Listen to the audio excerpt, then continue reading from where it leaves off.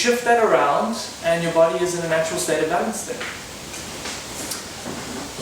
So there's lots of like serious doom and gloom with the food supply. But there are solutions. And these are not new solutions, they're very old solutions. Organic food has always been grown on the planet. It's only in the last 80 odd years that conventional food has been grown, which is not conventional at all. It's just chemical food. I mean, how fascinating is it that chemically grown food is called conventional food? Well, there's nothing conventional about it. Like, for as long as we've been growing food on this planet, it's been organic. Only very recently is it not anymore. So people who spend fortunes of money to get themselves certified organic, they're somehow unconventional. It's just such a crazy upside down state that we're in the world. So I often get this from people. They say, organic food is so much more expensive, it's so much harder to find, is it really worth it? So on two levels, it's absolutely worth it. The first level is nutrient density. So as I've said this a number of times already, what you eat needs to be nutrient dense. Needs to have minerals, needs to have vitamins, needs to have phytonutrients, needs to have enzymes, many different things it needs. If we look at the minerals particularly, because this is what the body needs to turn off hunger, minerals. This is a little research study that I took out of a book by Victoria Butenko called Green for Life. She basically took 5 foods and just had them analyzed for mineral concentration. Now this is not cheap to do, which is why everyone is not doing it. If you want to get this kind of test done in South Africa, you're looking at between 10 and 20,000 rand per food. So a study like this is 100 grand. That's a lot of money for someone to just throw at a curiosity. And no company producing organic food has that kind of money to throw at this kind of thing. So anyway, she did it, fortunately. Now what's interesting, in the first column, you've got the total mineral ash. So that's the total amount of minerals present in the food. And you can see that you've got at least double to sometimes triple the amount of minerals in the organic food every time. So even if the organic food is double to triple the price of the unconventional food, you're still scoring because you're getting so much more nutritional value. Now where it gets very interesting is in the trace minerals. These minerals are the ones that are majorly lacking in the Western diet because of topsoil erosion, because they don't put compost in the soil to replenish all of these minerals. So I'll pick on iron, because iron anemia is becoming more and more common. We'll start with snap beans, 10 to 227, cabbage, 20 to 94, lettuce, 9 to 516, tomatoes, 1 to 1,938. That means you'd have to eat 2,000 conventionally grown tomatoes to get the same amount of iron as one organic tomato. And spinach, of course, 49 to 1584. Popeye was definitely eating organic spinach. Undoubtedly. So when you start seeing these kind of numbers, you go, like, it's a no-brainer. I want to start a society called Society for the Bleeding Obvious. Because to me it's pretty obvious that with these kind of nutrient concentrations, like if there's a choice between the two, it's not a choice. The conventional food is filler. And then that's just nutritional concentration. What about all the poisons that the conventional food has? So in 2012, a 10-year study was finally released in Europe. The University of Stuttgart basically wanted to see if it was even possible to produce clean organic food in an environment which is already profoundly polluted from many different sources. So they found, after 10 years and 10,000s of samples, that organic fruits and vegetables have on average 180 times lower content of poisons. It's not 180%, that's 180 times. That's staggering. There's a movie at the moment doing the rounds of, I think it's a Scandinavian family, that they do urine analysis while they're on their conventional diet, and they check all the pesticide levels in the urine. Then they switch them, same food, just organic, pesticide levels drop to 0. Within days. Now our bodies are designed to be able to deal with poisons. This is why we've got kidneys and livers and bowels. But the world we're in at the moment is not the world we were in 100 years ago, or 1,000 years ago, or 100,000 years ago. We're in a state right now of major chemical influence. Our bodies were not designed to deal with this kind of concentration. This is why people are getting sick. So the first thing you do for your health is stop eating poison. You start eating real food. And real food, people are like, what does it mean? And over the years of researching food and nutrition, there's three questions you can ask about food to decide whether that food is real and good or not. And I'm going to give them to you so the next time you go shopping you can ask it. The first question you ask, is the food nutrient dense? Now this is a difficult one because food doesn't come with nutritional analysis that shows minerals. It only shows you the macronutrients. And in the Western diet we get way too many fats and proteins and carbs. What we really need are the micronutrients. So you're not going to see that on the packaging. So the only way you'll know if the food is nutrient dense is by choosing organic over conventional. Because that's been shown time and time again to always have higher levels. Because organic food is grown with compost. The compost has got loads of minerals in it. It's not grown with only 3 chemicals in it. The second question you need to ask, is the food clean? So this is what I've been talking about all night. Not dirt on your carrots. What I mean is the stuff you don't see. The colorants, the flavorants, the preservatives, all those E numbers. And then on the produce itself, you've got the poisons, the pesticides, the larvicides, all the different chemical sprays that are added to food. Clean food. So again, organic food is as close as we can get right now to clean food. One of the things that I find amazing about people's awareness around pesticides, they somehow have this idea that they're safe for humans, but kill bugs. And this is just not the case, because pesticides, the umbrella term for them are biocides, life, death, or life killers. Now the only reason they don't kill you outright is because you're bigger than a bug, so it's diluted. Not outright in any case. I mean, give it enough time, then you die from it, and then it's hard to correlate, because 10, 20, 30 years of consuming high amounts of pesticides, no one goes, oh, liver failure, pesticide linked. Because it took so long to build up the poisons. But just remember that next time. Imagine that you have beautiful tomatoes growing in your garden, you go out there and you spray doom all over it. And then the next day you go and you pick it and you oh, it's delicious.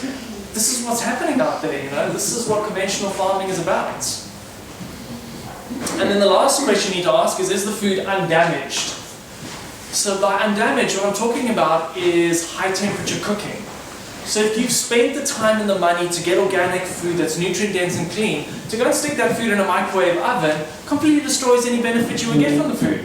Because a microwave damages the nutrition to such a degree that it's not absorbable. And if you're doing something like oven roasting or pan frying, again, or deep frying, massive, massive destruction of nutrition. So keep your temperatures low, boiling water. Pretty much the highest temperature you want to go for preparing your food. Yes, some of the nutrients are destroyed, but if you're using organic food, you're still going to have a lot left over, even if you steamed it or boiled it. It's those higher temperatures we've got to be careful of. So it's very simple. Nutrient dense, clean, undamaged. Just remember those 3 things. So for me, the definition of real food or healthy food is simply this slide. It's really not complicated. And diets constantly try and make this complicated for people. So they're swinging between diets, the diet yo-yo, the diet fads the whole time. And what you want to do is increase the quality of what you eat, which means organic food, homegrown food as far as possible, because then you're absolutely sure that the food is clean. And nutrient-rich food. And then at the same time you want to reduce the processing, so lower temperature cooking and no chemicals in the food.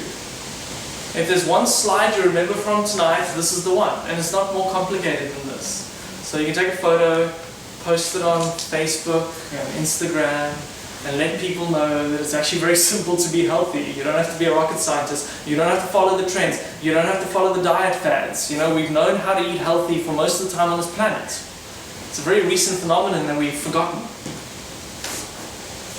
I've got some slides here which show how just even slightly cooking a tomato destroys the energetic integrity of the tomato. So there is always loss. To me, the safest way of eating is to pick something from a bush or from a tree and eat it straight away. So anytime that food goes through a system, the bigger the factory in that system, the more there's potential for destruction of the nutrition of the food and for inclusion or addition of chemicals and poisons.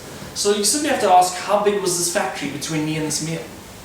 Because the bigger the factory, the more dangerous it is for you. If there was no factory between you and that meal, perfect. Eat as much as you can. That's real food. It really comes down to as simple as that. Now, there's a bunch of different types of foods which people on Western diets get very little of, which I recommend adding in. And this is the list, very simply. And we're assuming organic for all of this stuff. Fruits, so many different fruits in abundance. Heirloom, open pollinated organic fruits. Particularly fruits that are less sweet. So things like avocados and things like tomatoes and things like cucumbers. All the different vegetables that you can find. I mean, few meals come close to a delicious bowl of steamed vegetables with hemp cream sauce all over it. I mean, it's like incredible.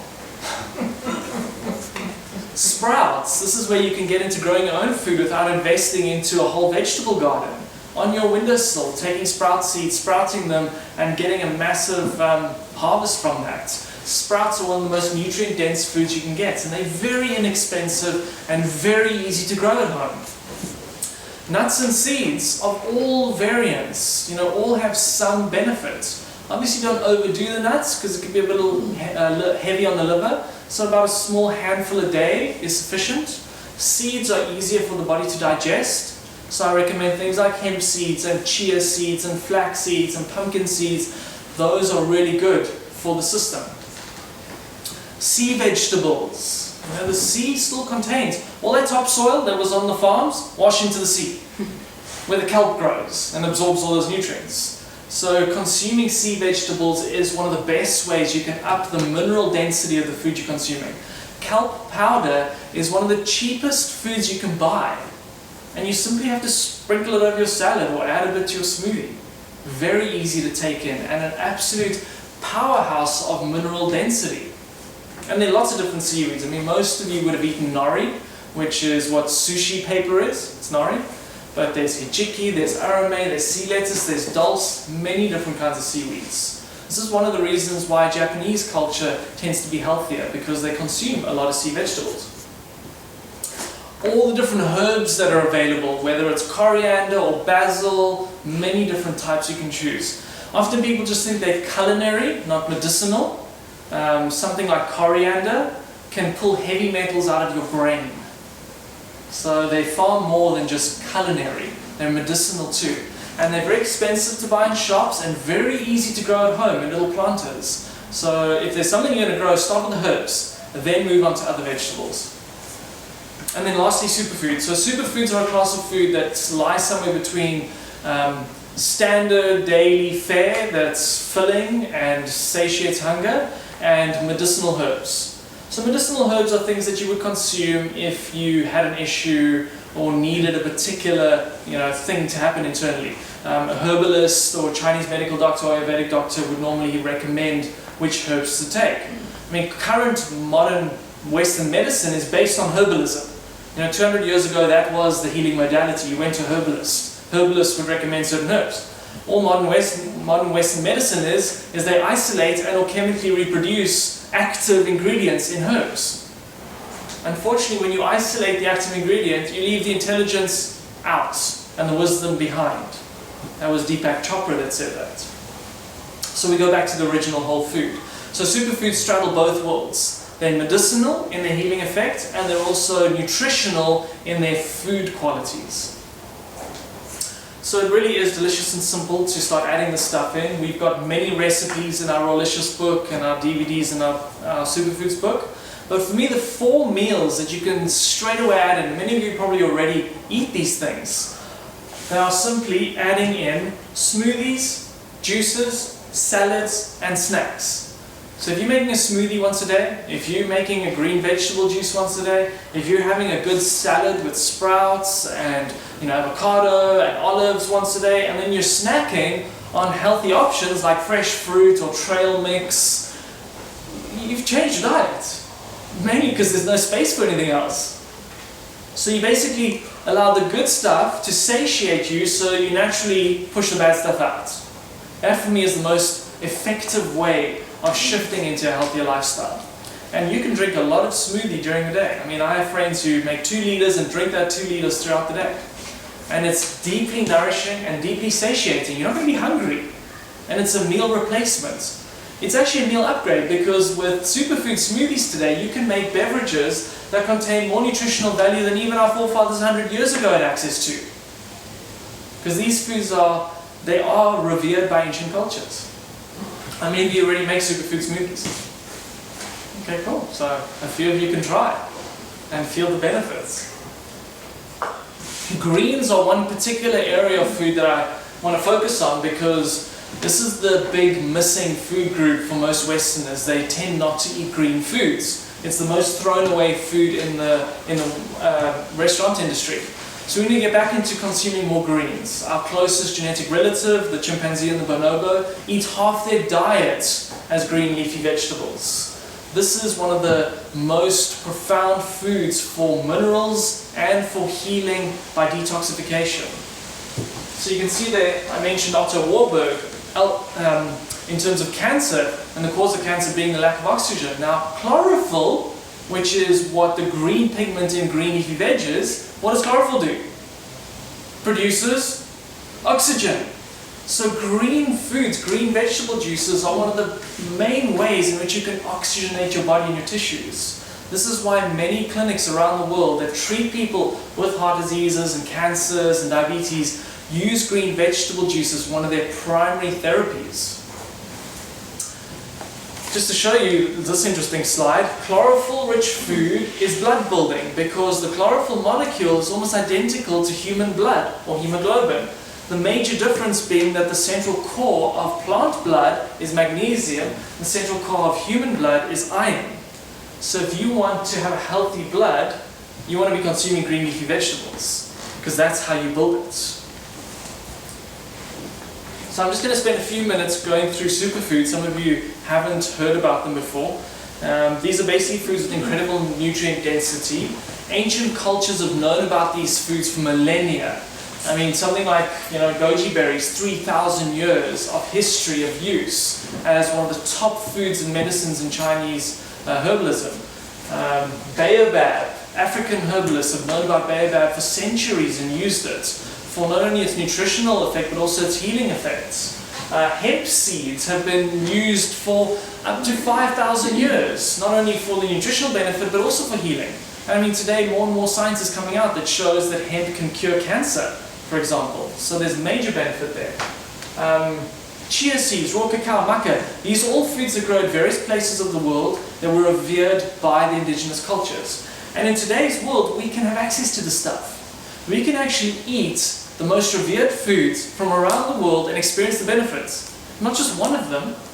Like if we were in this southern Western Cape environment, we'd be having aloe as our superfood. And maybe sea vegetables, because that's in abundance. But today you have access to the intelligence and knowledge and wisdom of cultures around the world. Now this to me is an intelligent use of shipping supply chains. Rather than like flying blueberries around the planet, which can grow pretty much everywhere, you take the stuff that's very, very sought after, the stuff that's very nutrient dense, and you get that into people. Because that starts making a change on cellular level. People start feeling better. Then people start making better food choices. It's very hard to choose healthy food when you're not feeling good. It has this kind of like self-perpetuating process of eat bad, feel bad, eat bad, feel bad. Something has to break that cycle. And for me, superfoods are a great way of doing this, because they sneak nutrition in, you start feeling better, you start craving the good smoothies, you start feeling better, and then you're like, I don't want the KFC. It just kind of fades out. Gone. So I'm going to just pick on two superfoods to give you an idea. Western science has then gone, okay, well, they say that goji berry is good. What's in goji berry? So with our reductionist technology, we pick apart the goji berry and find out that it's very high in a whole bunch of different nutrients. So it's verified by science, and that means something to many people. Spirulina is one of my favorite superfoods. It is the highest protein content of any food known. So if you want to consume high quality protein day to day, that's completely renewable, spirulina is it. Beef protein is incredibly agriculturally intensive to farm. The loss of grain through farming beef is radical. Massively high numbers, I don't have them on the top of my head. Whereas spirulina grows in raceway ponds, it takes a couple of weeks for it to grow, you harvest it, it grows back again. So it's a food that actually can feed the planet. And interestingly enough, at the time when Mexico City was the biggest city on the planet, ancient Mexico City, this is what they ate. This was their primary food source, spirulina. If you look at the mineral breakdown of spirulina, only 3 grams, that's 6 tablets, you guys all ate 6 tablets tonight, will give you 26% of the iron that you need day to day, 20% of your manganese, and 23% of your chromium. Those kind of numbers are literally unheard of in nutrition. Normally you'd have to test 100 grams of a food to get those kind of figures. So spirulina is one of the most mineral-dense foods you can consume. This is what makes it a superfood. So there are solutions to malnourishment. And you wouldn't think that the average Westerner with all their affluence is malnourished, but they absolutely are. They're lacking in all of these key nutrients. So we move towards foods that are rich in these nutrients to start rebuilding our stores. The thing I don't like is when people start trying to use chemicals to do this. So most of the supplement industry is based on chemical supplements which actually don't help long term. This is why I err on the side of food, because foods work. Foods have worked for thousands of years. We know foods work. Our bodies understand foods, they know foods. Synthetic vitamin C is a very new thing. Very new thing. What else have we got? Raw cacao, one of my favorites. Raw organic chocolate, the way it's meant to be eaten from bean, all the way through the processing, maintaining its low temperature. So you get the original form of chocolate without the chemicals, without the sugar, without the dairy. Raw chocolate, massive amounts of magnesium, good for the heart. Massive amounts of antioxidants. These are the youthening chemicals in most fruit and vegetables. If you look at this graph, goji berries is one of the highest antioxidant foods known. Raw cacao powder is almost 5 times higher in antioxidants. That's staggeringly high. And goji berries like, top 5-10 foods in the world for antioxidant concentration. For me, the most important thing about raw cacao is its antidepressant properties. And most of you will know when you're feeling a little down, you want to eat chocolate. The reason for that is they're well-studied neurochemical precursors in chocolate. Things like PEA, things like anandamine, serotonin precursors. These are feel-good chemicals naturally present in cacao. But when the chocolate's been roasted and chemicalized and dairy and sugar added, you get almost none of this stuff left. So choosing raw cacao, you suddenly start feeling better. You start feeling better, you start making better food choices, you start drinking more green juice, start eating less McDonald's. Chocolate's very clever like that. This is why it was revered by indigenous tribes throughout South America in the jungles. It's known as a shamanic food because it does increase cognitive ability. It increases your ability to choose. Amazing, chocolate, who would have thought? The last one I'll touch on is hemp. So hemp is cannabis. Cannabis is the plant that's been, basically, prosecuted for the last 80 odd years. And it's totally insane because of all the superfoods I've researched, hemp has got the longest history of use with humans. Where there was a human settlement, there was hemp. They almost go completely together. For a human settlement to flourish, hemp was normally present. And hemp, the seed, which is what I'm focusing on, is one of the most complete and perfect food sources known for human nutritional needs. If you look at this graph over here, this is the essential amino acids present in hemp. So your body doesn't make enough of these, you have to get them from your diet. And there's this old myth that says you can only get complete protein from meat or animal products. Absolutely not true.